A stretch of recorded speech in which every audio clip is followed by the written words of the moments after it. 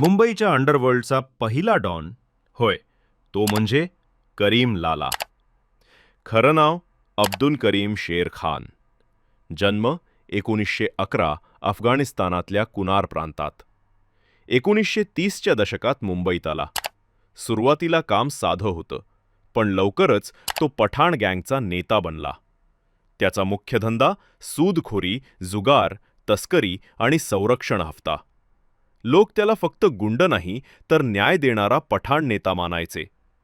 गरीब लोक थेट त्याच्याकडे समस्या घेऊन यायचे.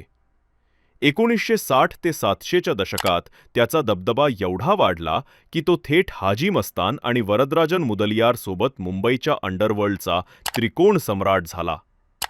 पण 1980 नंतर दाऊद इब्राहिमसारखे नवे खेळाडू पुढे आले आणि करीम लालाचा प्रभाव कमी होत गेला.